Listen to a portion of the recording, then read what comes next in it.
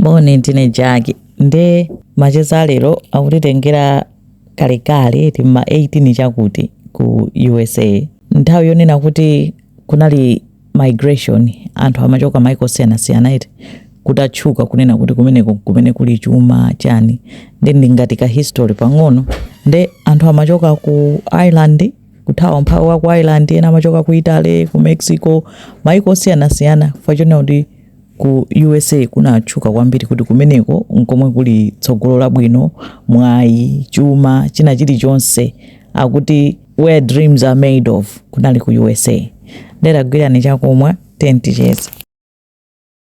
Mayi uyu dzina lake ndi Maria Barbella. Maria anali Italian, anali magulu ama immigrants amene anachoka ku Italy kupita ku USA, and anapitako ma 1890. Ndi atafika ndi makolo ake, Maria anali zaka 22 mu chaka cha 1895. Ndi anapezeka kuti anasamukira ku New York, kumene kuja anapeza ntchito ngati seamstress ku kampani ina yake. Amanyamuka tsiku lililonse ayenda apita kukatani kukasoka. Sono izizi zinali zaka za innocence yake. Tinene kuti azimayi amakwatiwa nthawi kwambiri ali ana ma early 20s. Ukamafika ma 25 chani amakutenga ngati wakula kwambiri. Azimayi no amayamba kukhala desperate, ndikwatiwe.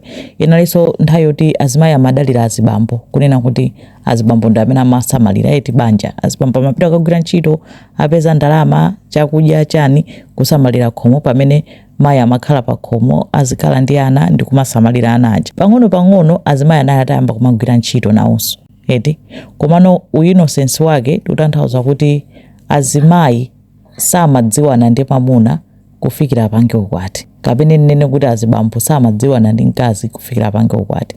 Ndi anthu aja amatha kupanga chibwezi, koma chibwezi chake chimakhala choti makolo adziwe. Samapanga zozemba zina zilizonse chifukwa choti anthu akangomuona mtsikana kunena kuti amazemberana ndi mwina wake, mbiri yake imayipiratu, amanena kuti waonongeka, ali damaged, amene uja waonongeka, basi sadzapezanso banja akatero. Anthu amalolera mpaka na kumafika posamukopita dera lina loti mwina anthu sakwadziwa, kuopa kunena kuti mbiri mwina yaonongeka, chifukwa choti mwina wangooneka pakona posadziwika bwino akuyankhula ndi munthu wamuna. Nde chikhalidwe chake chinali chimene chocho. Nde azimayi amazisamalira kwambiri atsikana, kuzisunga edi osapanga zina zilizonse zosadziwika bwino kufikira pa tsiku lomwe atani azakwatiwe. Penanso amachitidwa cheke kumene tsiku la ukwati kuti aone kuti uyudi sanapange zosadziwika bwino. Ndi amapezeka kuti chani amachita okay, ndi akwati wapita. Akapezeka kuti kaya owayezayo akukayikira, basi tsogolo lawo laonongeka, sataniso zakwatiwaso mbiri chuka pena paliponse kunena kuti iyi amene ucha damage edi. Nde anapezeka kuti Amaria awa atayamba kugwira ntchito kumene kuja ku factory ngati seamstress, amayenda tsiku lililonse apita ntchito abwerera. Koma munjiramo anapezeka kuti amadutsa pakashopu ka bambo wina wake. Bamboyo amene anakumana naye dzina lake anali Domenico Cataldo. Domenico anali ndi kashopu kake ngati ka booth ngati kaokala kake kopanga sapato, amakachula kuti Cataldo's Shoe Shine edi. Nde amaoneka kuti Cataldo's maayendera eti, nayenso anali immigrant amachokera kutiko ku Italy, koma zimamuyendera.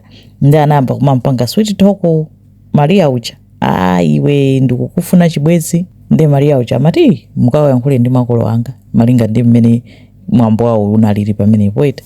Nde Cataldo uja analimbikirabe nthawi zonse amamudikirira akamachokera ntchito kuti ndikuperekeze pang'ono ndikuyankhule. Azimuwalira pamene paja nditi ndi $900 ku account kwanga. Nthawi imene yone kuti imene inali ndalama yambiri kwambiri. Ndi anamuona kuti mamuna yuko kwa chuma iti.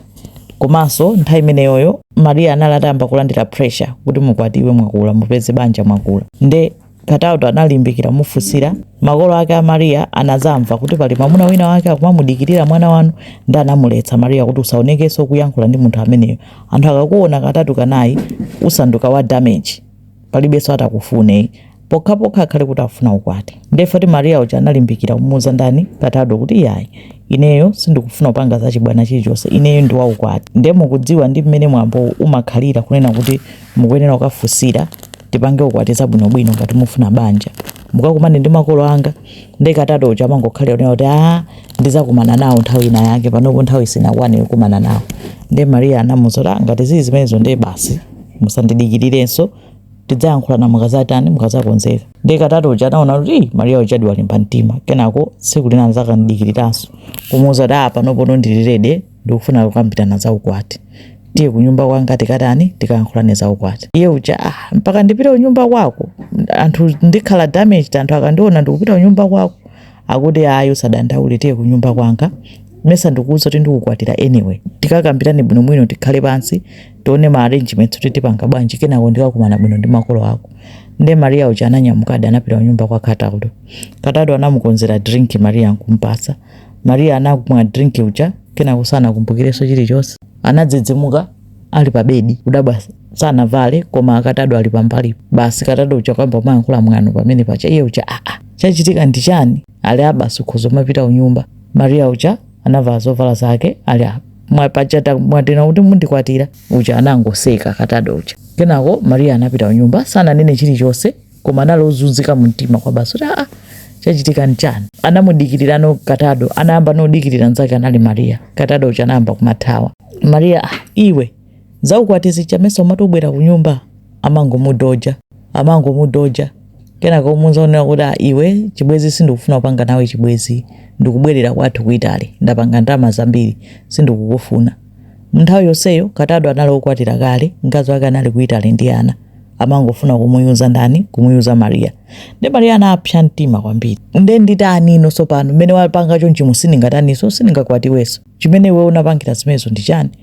Ndi amamuvutisa mpaka atazunguzika mumtima kwambiri. Maria anakauza mayi ake kuti zomwe zinandichitikira ine ndi izi. Ndi mayi akenso ananyamuka kupita nawo kukamuyankhula Katado uja kuti no, sungampange mwana wathu chipongwe chonchi, mudziwe kuti mmene mwatero mwamuwonongera tsogolo, mukwatireni. Katado uja anatani anangoyankha za mwano, nkuwauza amayi ake aja kuti ngati mukufuna kunena kuti ndimtenge mwana wanuyu mundilipire $200. Ndalama zonena kuti makolo ake a Maria analibe, ina ndalama yambiri kwambiri nthawi imeneyo.